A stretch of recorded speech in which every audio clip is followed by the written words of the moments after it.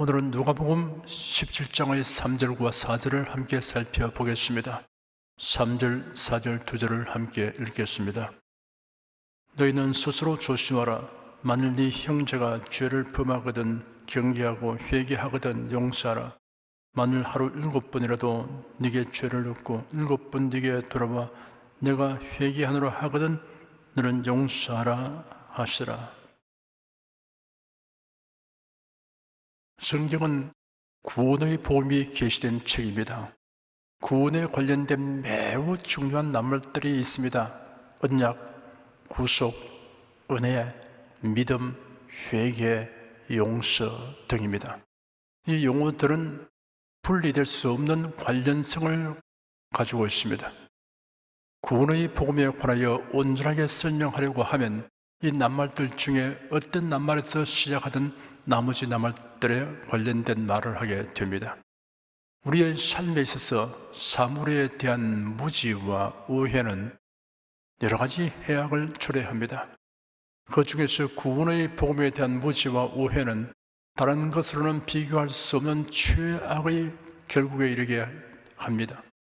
구원을 얻지 못하게 되기 때문입니다. 구원의 복음에 대한 바른 지식과 이해를 가지려면 언약, 구속, 은혜, 믿음이라는 용어를 성경대로 알아야 합니다. 회개와 용서 또한 그러합니다. 회개와 용서에 대한 무지와 오해는 신앙생활 전반에 걸쳐서 폐단을 초래합니다. 본문의 예수님은 거듭하여 회개와 용서를 말씀하셨습니다. 사전에서는 회개를 잘못을 뉘우치고 고침이라고 풀이하고 용서를 잘못이나 죄를 꾸짖거나 벌하지 않고 끝냄으로 풀이하였습니다. 그런데 회개와 용서가 구원의 복음과 신앙생활에 관련되면 사전에서의 풀이로서는 제대로 설명되지 않습니다. 사람이 아무리 열심히 신앙생활을 해도 회개와 용서에 대하여 무지하거나 오해하고 있으면 그의 신앙은 마치 물 없는 우물이요 비 없는 구름이요 불 없는 화로요 죽어도 죽어 뿌리까지 뽑힌 열매 없는 가을나무 같은 것입니다. 첫째, 하나님과 자신의 관계에서의 회개와 용서에 관하여 살펴보겠습니다.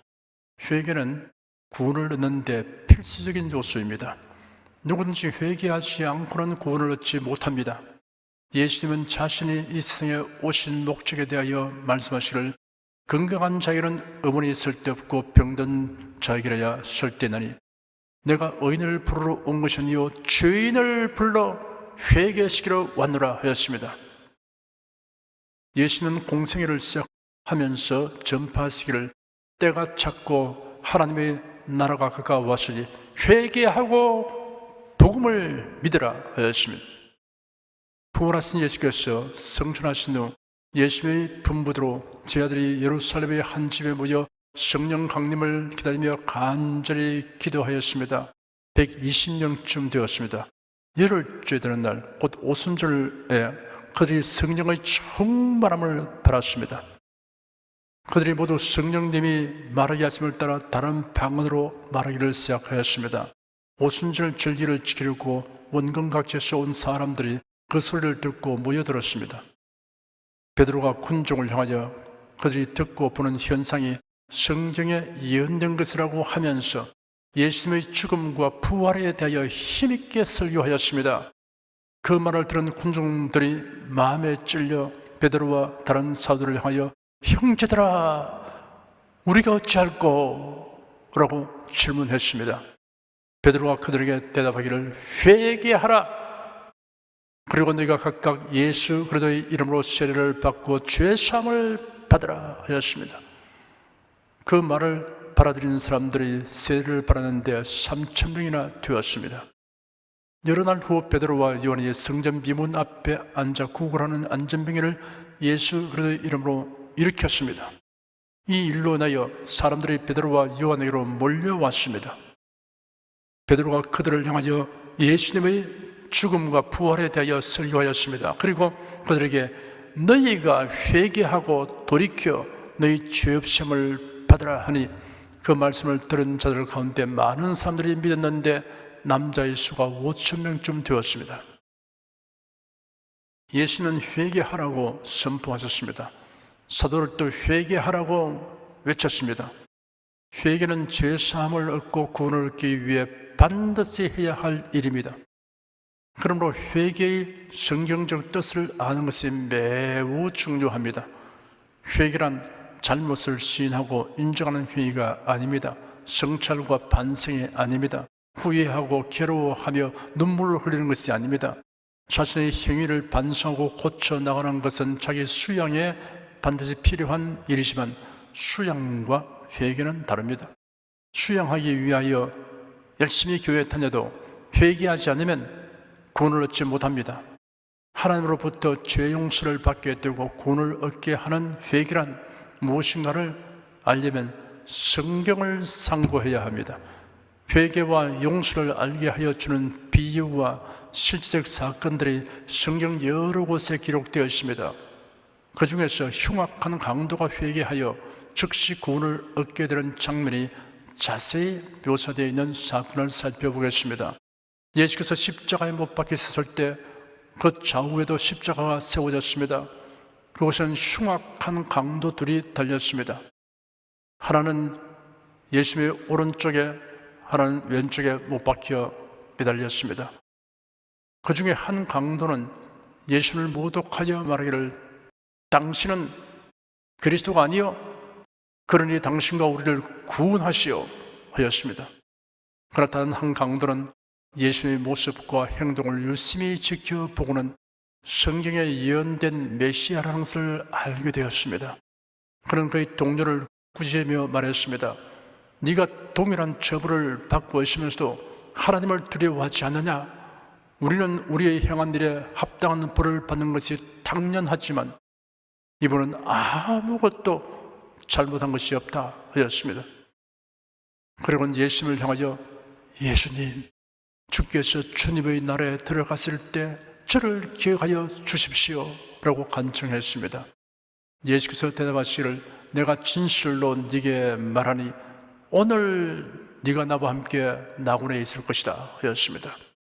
두 명의 강도가 한 말은 몇 마디에 불과하지만 예수 그리스도에 대하여 각자의 심중에 가진 생각이 확실하게 표명되었습니다. 그리고 몇 시간 후 두 사람의 영혼은 각기 다른 세계로 갔습니다. 한 강도는 음부로 갔고 다른 한 강도는 낙원으로 갔습니다. 낙원으로 가게 된 강도는 죽기 직전에 구원에 이르는 회개를 하였습니다. 이 사건 기록은 구원에 이르는 회개와 주님의 용서에 대하여 명확하게 계시하고 있습니다. 구원을 얻게 하는 회개와 용서의 진리를 왜곡시키고 혼잡하게 하여 자신도 구원을 얻지 못할 뿐 아니라 다른 사람까지 지옥에 이르도록 하는 자들이 있습니다. 저주받을 행위입니다. 여기에 등장한 한 강도는 구원을 얻게 하는 회개가 무엇인가를 보여주는 역할을 하였습니다. 구원 얻은 강도의 회개와 예수님의 용서에 대하여 좀 더 자세히 설명해 드리겠습니다.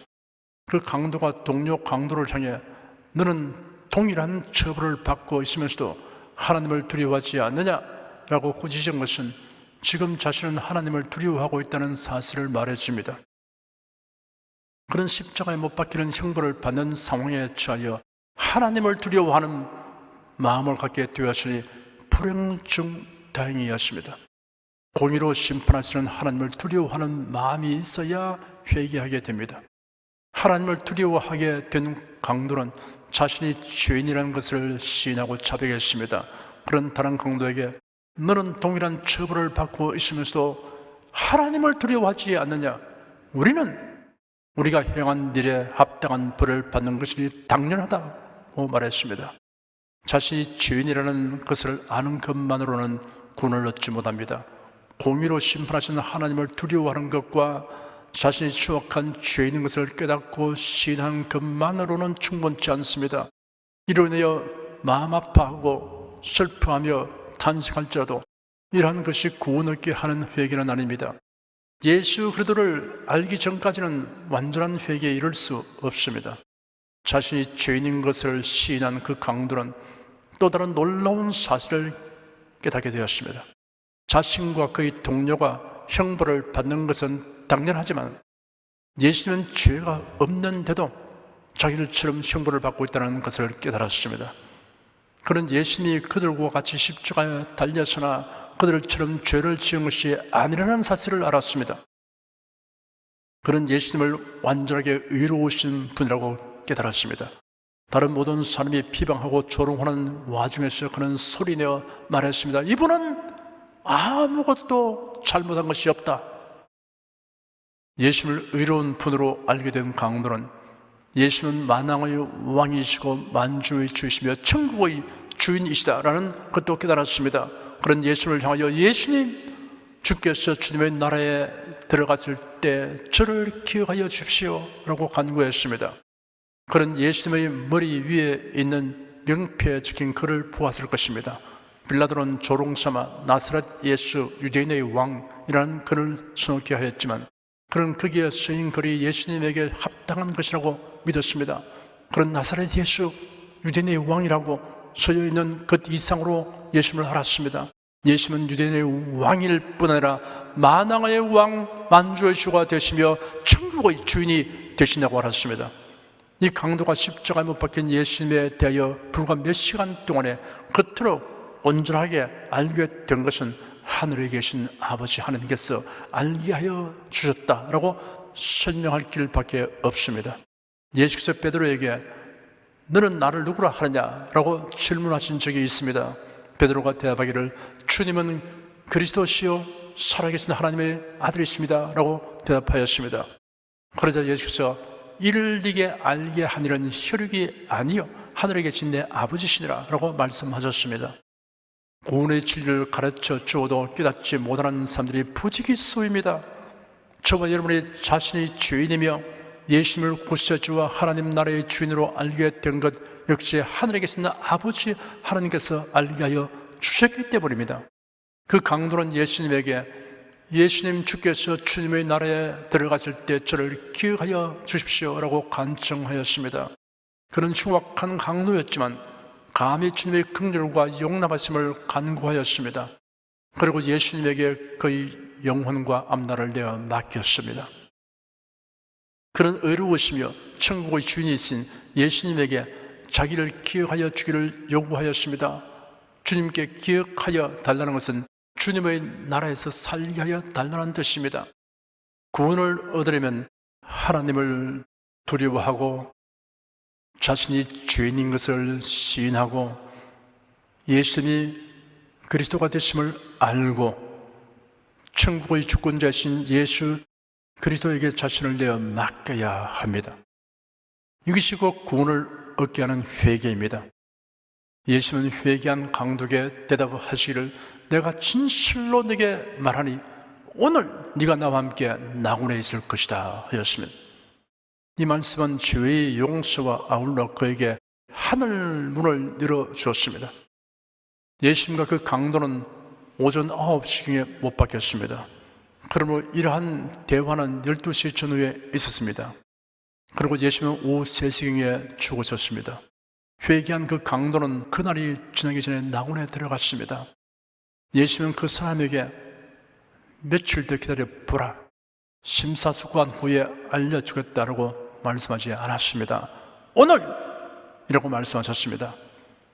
그 사람은 지옥 문 가까이에 있었는데 주 예수 그리스도께서 그를 낙원으로 들어 올렸습니다. 갈보리 언덕의 절망으로부터 기쁨이 충만한 낙원으로 진토와 그런 무더기에서 천국의 존귀한 자들이 있는 곳으로 옮겨갔습니다. 예수님은 내가 진실로 네게 말하니 오늘 네가 나와 함께 낙원에 있을 것이다 라고 말씀하셨습니다. 예수님은 종종 진실로 내가 네게 말한다 라고 말씀하시면서 그의 설교를 시작하셨습니다. 내가 진실로 네게 말한다 라는 표현은 강력하고 단정적인 표현입니다. 회개한 자에게 확실한 보장을 해주기 위해서 예수님은 내가 진실로 네게 말하니 오늘 네가 나와 함께 낙원에 있을 것이다 라고 말씀하셨습니다. 죽음의 순간에 회개한 강도에게 허락된 구원의恩寵은 결코 예외적인 것이 아닙니다. 흉악한 강도라도 하나님의 은혜가 임하자 죽음을 앞둔 그 짧은 시간에 참된 회개를 하여 구원받은 사실을 생각할 때 우리 주위에 지금 아무리 강팍한 사람이 있을지라도 낙심하거나 포기하지 말아야 할 것입니다. 죽기 직전이라도 회개하는 일이 일어날 수 있습니다. 우리는 이러한 감동적이고 은혜로운 장면을 통하여 주 예수 그리스도로 말미암는 구원이 얼마나 풍성하며 또한 단순 명료함을 깨달을 수 있습니다. 구원의 은혜와 진리는 회개와 용서가 핵심입니다. 그러므로 회개와 용서에 대한 성경적인 의미를 정확하게 알아야 구원에 대하여 오해하는 일이 없게 됩니다. 예수의 용서는 회개하는 자를 위한 것입니다. 회개 없이는 용서가 없습니다. 구원에 관련된 회개는 예수 그리스도의 구속에 근거해야 합니다. 이러한 은혜의 법은 하나님께서 언약하시고 정하신 것입니다. 예수님이 인간의 죄를 대속하시기 때문에 이 세상 모든 사람이 다 죄사함 받았고 구원을 얻었다라고 가르치는 자들이 있습니다. 이러한 보편 구원론은 성경의 가르침이 아닙니다. 이단 사설입니다. 종교다원주의, 혼합주의, 포용주의도 이와 일맥상통합니다. 지금까지 제가 말씀드린 것과 같은 회개를 하지 않아도 하나님의 용서와 구원을 얻게 된다고 하면 성경은 거짓된 책이 되고 사도들은 거짓말쟁이며 교회는 문을 닫아야 한다는 말이 됩니다. 예수님이 죄인을 위하여 십자가에 못 박혀 죽으셨기 때문에 죄인이 회개할 길이 열리게 된 것입니다.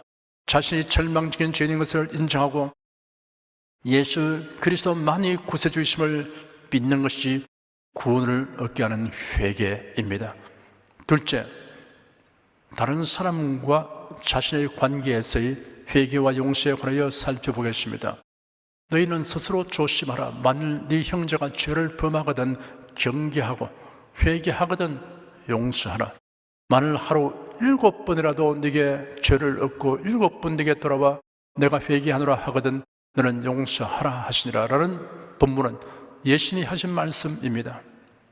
마태복음에는 동일한 내용의 말씀을 베드로의 질문에 대한 대답으로 하셨는데 그 기록과 함께 살펴보면 이해하는 데 유익합니다. 예수님의 제자 중에 베드로가 예수님에게 질문하기를 주님, 제 형제가 저에게 죄를 지으면 그를 몇 번이나 용서해 줘야 합니까? 7번까지 해야 합니까? 하였습니다. 예수께서 대답하시기를 내가 내게 말한다. 7번까지가 아니라 70번씩 7번까지 하리라 하였습니다.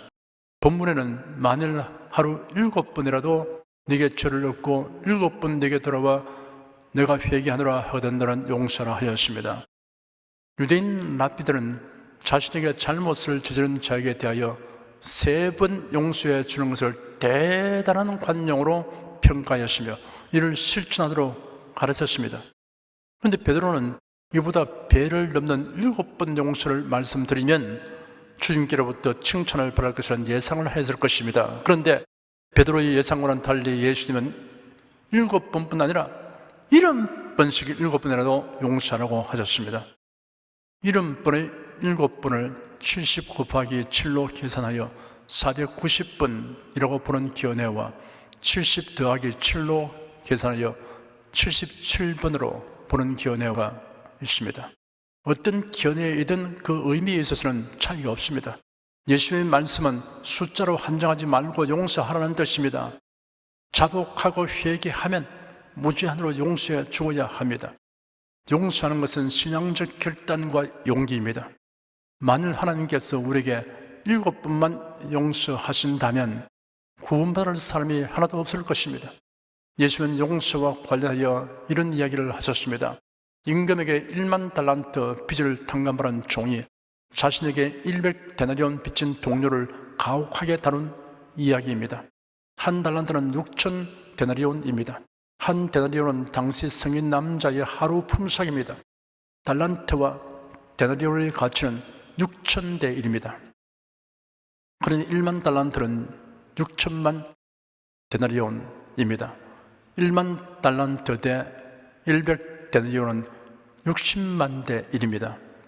이해하기 쉽게 비교하여 설명하자면 임금에게 6천억 원 빚을 탕감받은 자가 돌아가는 길에 자기에게 100만 원 빚진 동료를 만나서 멱살을 잡고 흔들며 빚을 갚으라고 호통치니 동료가 엎드려 간청이를 말미를 주면 갚겠으니 기다려달라고 하였습니다.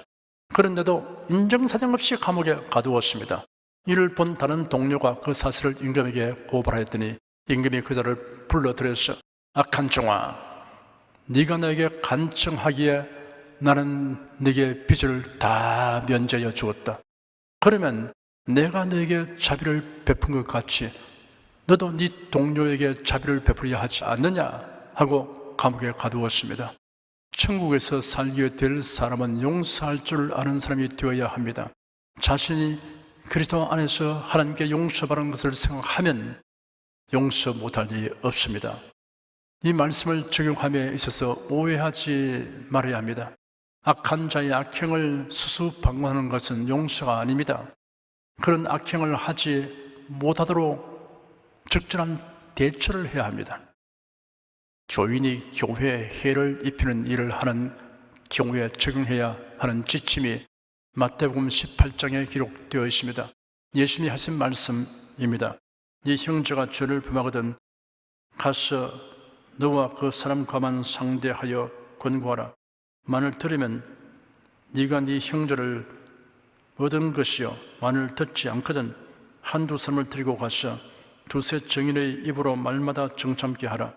만일 그들의 말도 듣지 않거든 교회에 말하고 교회의 말도 듣지 않거든 이방인과 세리와 같이 여기라.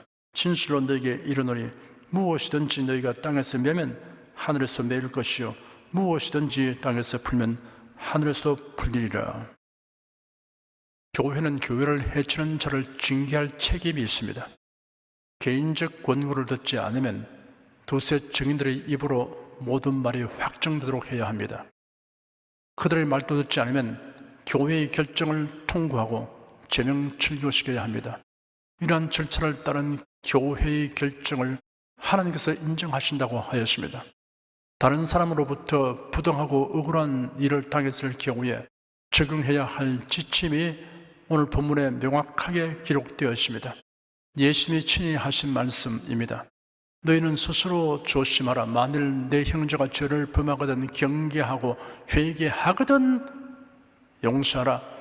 만일 하루 7번이라도 내게 죄를 얻고 7번 네게 돌아와 내가 회개하노라 하거든 너는 용서하라 하였습니다. 만일 네 형제가 범죄하거든 경계하라고 하였습니다. 꾸짖으라는 뜻입니다. 꾸짖음을 받고 회개하거든 용서라고 하였습니다. 악한 행세를 버리도록 꾸짖고 징계하여 성도답게 살도록 이끄는 것이 적극적인 용서입니다. 예수는 무원칙의 용서를 명하시지 않으셨습니다. 그리스도인은 유순하고 너그러워야 하지만 불의나 죄악과 타협해서는 안 됩니다. 불의를 포용하는 것은 더욱 큰 죄가 됩니다. 피해를 입은 상대에게 잘못을 뉘우치는 말을 하지 않는 자를 용서하는 것은 악을 조장하는 것이 될 수 있습니다.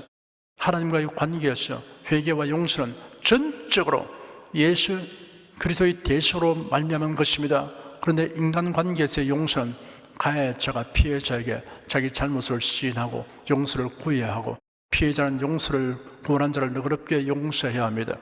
가해자가 자기 잘못을 인정하고 용서를 구하는 것만으로 피해자가 용납한다면 그로서 종결됩니다. 하지만 진정으로 자기 잘못을 인정하고 용서를 구하는 가해자라면 피해자에게 끼친 고통과 손실에 대해 힘써 보상을 해야 합니다. 회개하는 일은 수치가 아닙니다. 신앙적 위대한 결단이며 용기입니다. 회개하는 사람은 진실성을 확인할 수 있게 하는 증거를 보여야 합니다. 자기 잘못을 인정하지도 않고 용서를 구하지도 않는 가해자를 무조건 용서해야 한다고 주장하면서 용서하지 않는 피해자를 비판하는 것은 옳지 않습니다. 예를 들면 북한 정권이 우리 국민들에게 저지른 범죄를 그대로 좌시해서는 안 됩니다. 이는 실수로 범한 것이 아니라 계획적으로 행한 범죄입니다. 범죄행위를 인정하지 않고 사과하지 않을 뿐 아니라 심지어 악행을 계속하는데도 용서해야 한다고 하는 것은 사랑이 아니라 범죄를 경홀히 여기고 조장하는 행위입니다.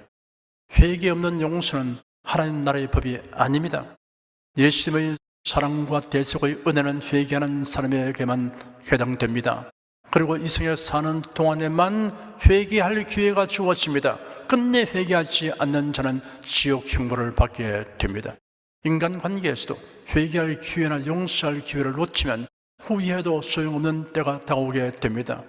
회개 잘하고 용서 잘하는 사람이란 마귀가 틈을 타지 못합니다.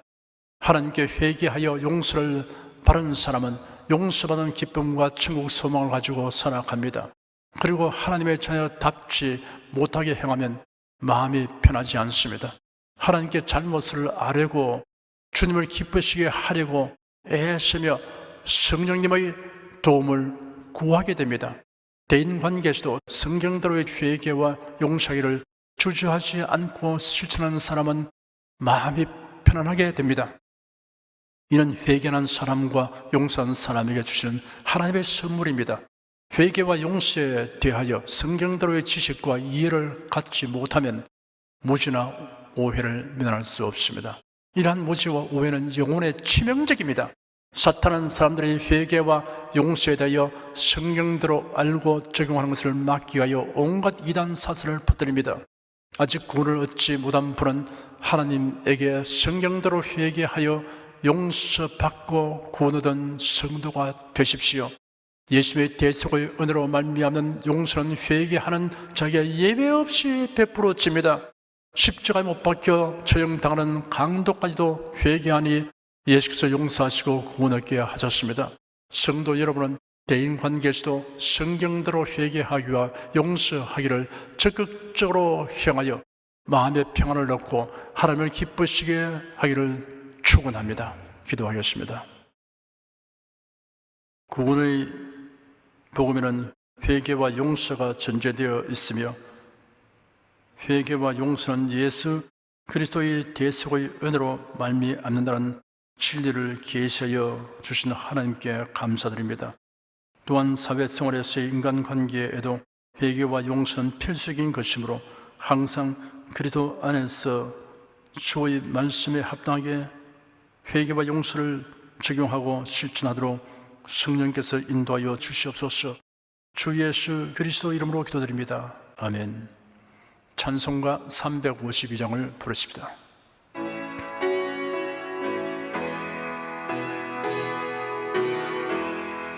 내 임금 예수 내 주여 이 죄인이 주님 앞에 한없는 은혜 받고서 내 생명 모두 드리오니 그 풍성하신 은총을 주 내게 내려주소서. 내 임금 예수 내 주여 내 허물은 덮으시고 주 십자가에 흘리신 그 피를 믿는 마음을 보사 대중한 죄를 사하여 참 평안함만 주소서. 내 임금 예수 내 주여 주 은혜에 감격하여 한없는 감사 찬송을 내 주님 앞에 드리오며 내 마음과 정성 다하여 늘 기뻐하며 살리라.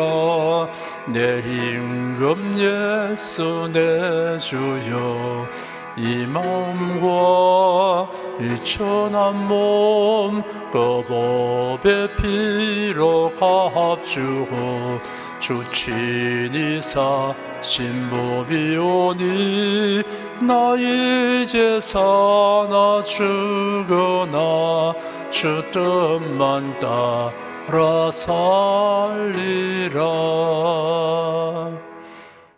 여러분 중에 그리스도인이 아니었으나 지금 하나님의 나라 백성이 되고 하나님의 자녀가 되기를 원하시는 분이나 지난날 교회에 다녔으나 그동안 신앙생활을 하지 아니하신 분은 지금 저를 따라서 신앙 고백 기도를 하시기 바랍니다.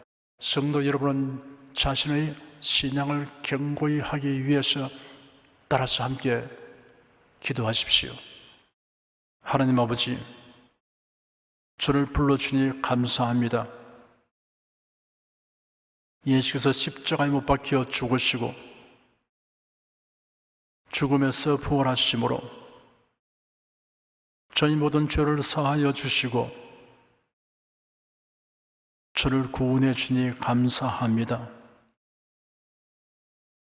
예수님은 나의 구세주이시며 하나님이시며 주님이심을 믿고 고백합니다. 하나님을 변함없이 경외하고 사랑하고 의지하며 살겠습니다. 힘써 복음을 전하며 살겠습니다. 예수님 이름으로 기도드립니다. 아멘.